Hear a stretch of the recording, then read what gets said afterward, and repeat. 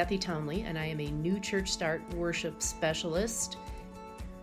And I coach numerous New Start pastors in our Episcopal area and around the country. My main job in this video series is actually editing.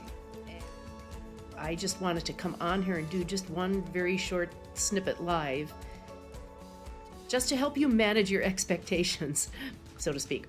We have a 10-session video series coming up here, and all of it is really voiceover.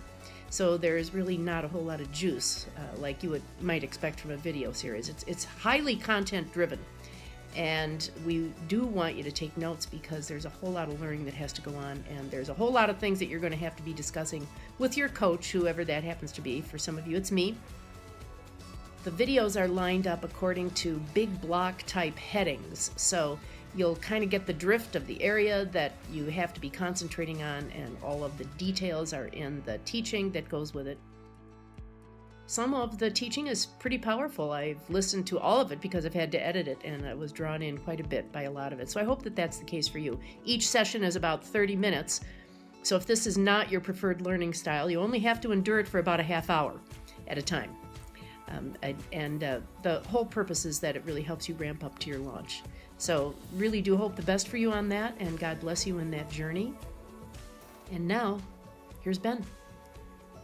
Well, hello. Welcome to the Church Planting Boot Camp overview. My name is Ben Ingebretson. I'm the area director for New Church Development in the Dakotas and Minnesota conferences for the United Methodist Church, and I am really pleased to work with you in this format to help you prep up and be most effective in your new church start.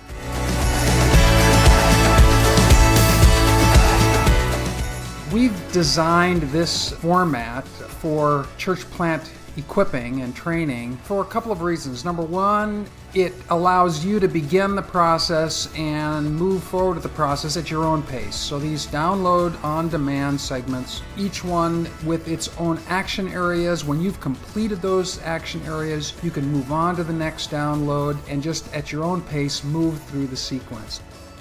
Number two, you don't have to travel. Isn't that nice? We're not asking you to have to get in your car, nor, number three, are you limited in who gets exposure to this training material. Our intent is that, particularly for lessons number 2 and the balance of the lessons, that you would bring as many people into the equipping and training sequence as possible. The second training event will probably be most appropriate for you and your finance person, but then beyond that, to have everyone involved as you build a team, a local team to launch. And again, so nice that you don't have to incur any expense in them traveling to a boot camp as they have perhaps in the past.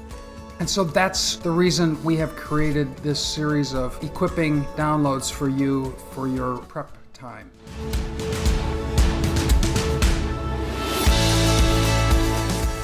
So what I'd like to do during this session is just kind of give you a brief overview of what you're going to cover and what we'd like you to have in hand as you begin to work this process. And probably the first thing is just an awareness of your assessment results. Some of you recognize that there's some areas where you need to work on a little bit and to strengthen in light of your assessment. And so if you've had a conversation about that with myself, your coach, bear that in mind.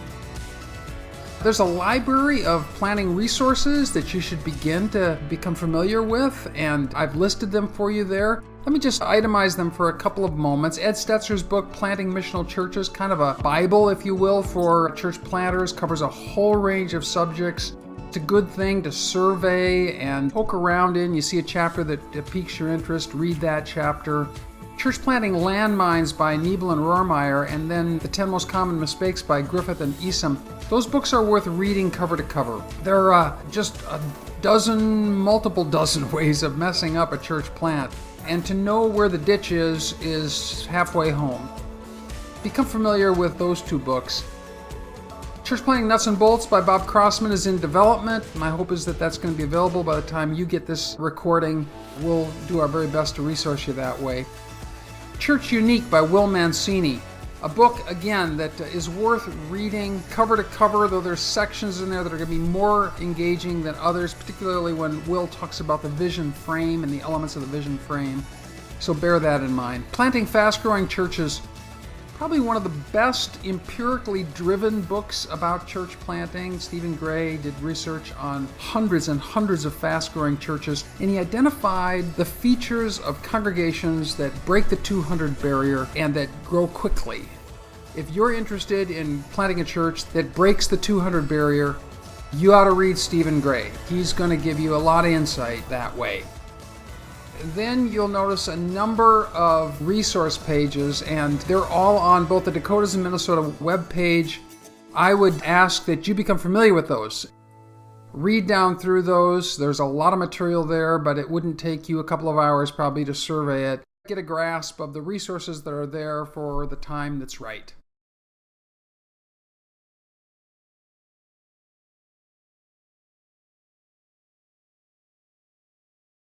I'm looking forward to walking with you through this process in conjunction with your coach. Your coach will be integral to these bootcamp trainings. They will sign off on your completion of a unit, and then you can proceed to the next unit. Our goal is for you to complete all of these equipping downloads at least 3 months before your launch. In the past, planters would go to boot camp, they would get an intensive 1-week experience, and they'd go off and work the 1-year process that it took to prepare to launch. And unfortunately, a lot was forgotten. The planter would leave the boot camp kind of remembering the last thing they heard, and actually probably the last thing they heard probably pertained to the activity that they would be performing closest to the launch. And so they would be a little blurry on those activities that they needed to perform earlier on, far prior to the launch event. So what we would like to do is, in this format, on the one hand, give you enough information so you get the big picture like you might have gotten if you got the whole thing in a week, right? On the other hand, we don't want you to get it so fast that you blur past what needs to be done first and do what needs to be done first really, really well, and then proceed to what needs to be done second, etc. That's the reason why we've said complete the process at least 3-4 months, maybe 5 months before your launch. Don't cram through these boot camps, and I don't believe you'll be able to cram through them in a couple of weeks because there's going to be action areas after each download. It's going to take you some time to execute those action areas, and you're going to build the bridge as we cross it, okay? So what's going to happen is when you're done with the bootcamp training, you're going to find that you have made a lot of progress towards the actual pre-launch completion and readiness to launch. Again, I want to encourage you to invite other people into the learning track, into these equipping sessions, downloads. As your launch team grows, it would be very appropriate for you to have 20, 30, 40 people even listening to some of the sessions. They're available, they can be pulled down, they'll help align your group. 90% of what success is in this kind of work is alignment. The more people you can bring into alignment with your objectives and the more missionally focused you can all be together, the stronger you're going to be. So we're trying to eliminate the gap that may exist between what you know about the launching process and what your launch team knows about it. The potential that exists with those folks being good partners with you goes up dramatically when they're in the game fully in terms of their awareness.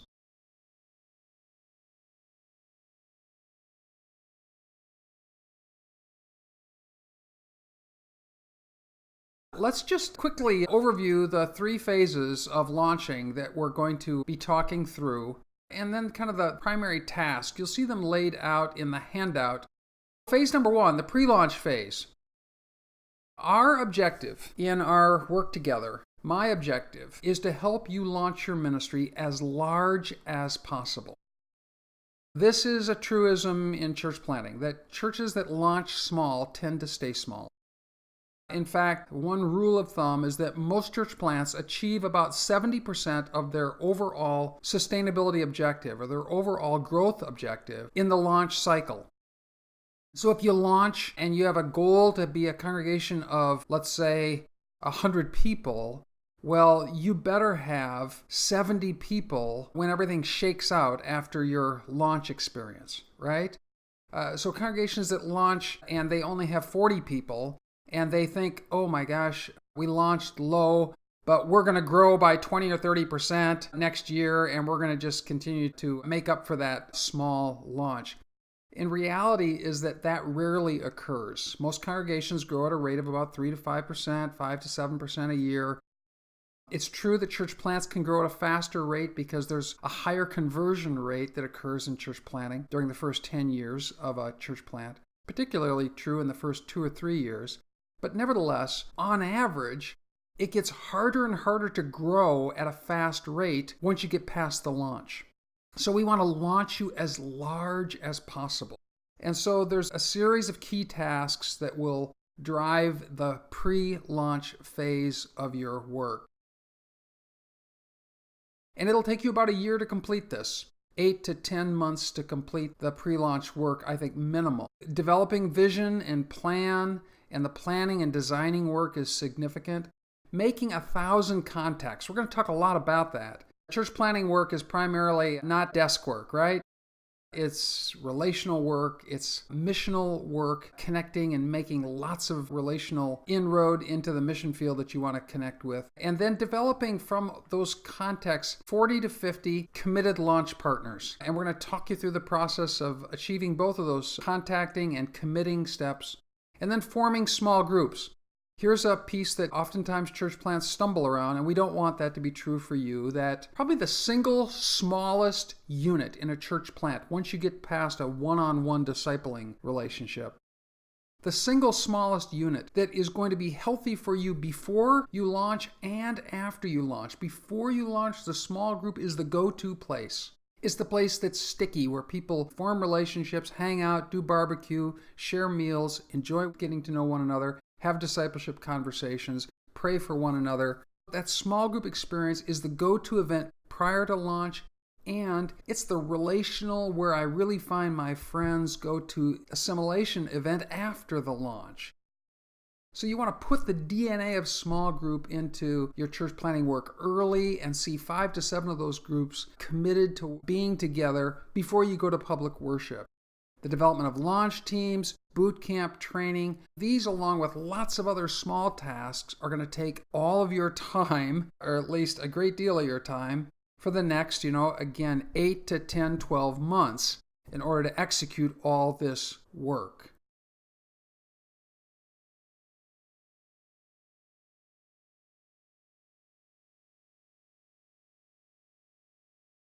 And then you move into the preview phase, where you're having preview services. Key tasks during that particular season is going to be to really refine your teams and to activate the word of mouth invitation, prepare promotions for pre-launch along with preview services. Because when you get into the launch phase, then you're really promoting strong through social media and through any other promotional strategies, advertising, etc. You're really coaching your leaders heavily and working hard at assimilating the new people that you catch during that launch phase. So pre-launch to have 40 to 50 committed people, preview to bump that up maybe to 60, 70 people, and then to launch and to hit that 150 or more people, because you're going to drop down, right? And we don't want you to drop down too far below 100. We want your ministry in most cases, and there'll be exceptions to this. Some of you are intending on being a half-time church planter in a half-time appointment. Some of you are intending to launch a smaller church plant that would not sustain, let's say, a full-time appointment in the Methodist system. But for most of you, you're aiming at something that's sustainable, including a full-time pastoral leader. And so that's going to require that you hit at least around 100 or more people during that launch cycle, because you'll drop down a little lower when you get into that 3rd, 4th, 5th year. You have to have about 100 giving units or 100 people with a job in order to sustain you going out over the long haul. Now, I've gone way down the road. I've given you a very quick picture of the phases of equipping that we're going to go through together, just so you can get that bird's eye view.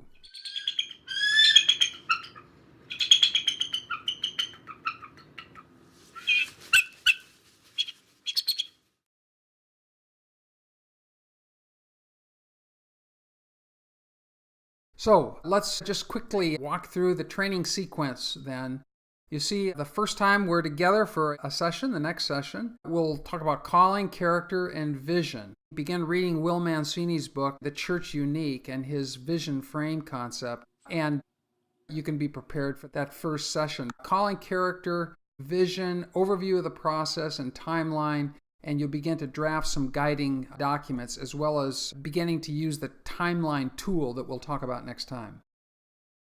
The second session, we're going to really take a deep dive into the ministry sustainability business plan side of the church plant effort. So often, church planters do not think clearly around their business plan that must match up with their ministry plan. If you don't get this clear and don't get this right in your thinking, your ministry plan will go off in a direction that won't ultimately be sustainable. As you get further out into years 2 and 3 and 4, this issue of sustainability becomes a very important issue. Session number 3, we'll get really into the missional engagement with strategies of making contacts. Session 3 is really when you begin to move out into the field. You move kind of beyond some of the design development work and move out into the mission field doing contact work and discernment of where the opportunities are for ministry. Session number 4, we'll start working on small group formation and development.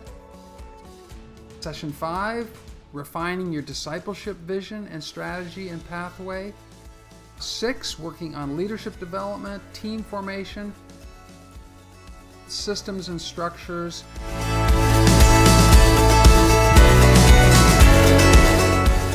Worship design and communicating for kingdom impact. And then that final session around nuts and bolts, tie together loose ends. So I hope that gives you a quick orientation to where we're going to be headed. Let me just underscore that I don't ever want you to feel like you're stuck with questions, with confusion, with frustrations. So if you ever feel like you're in a spot where you need to talk with someone, the phone is right there and we'll respond. I will respond. I'm sure your coach will respond.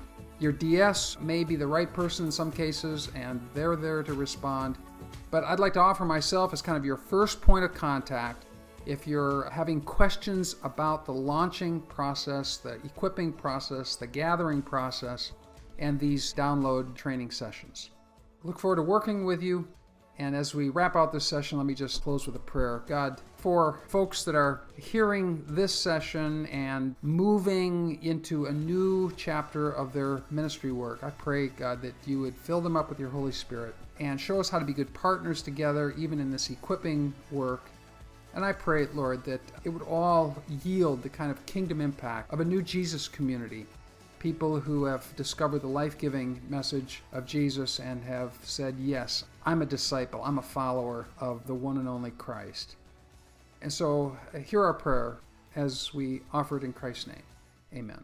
Glad you've made it through the overview. And now before going on to session 1, we want you to fast forward actually to session 10.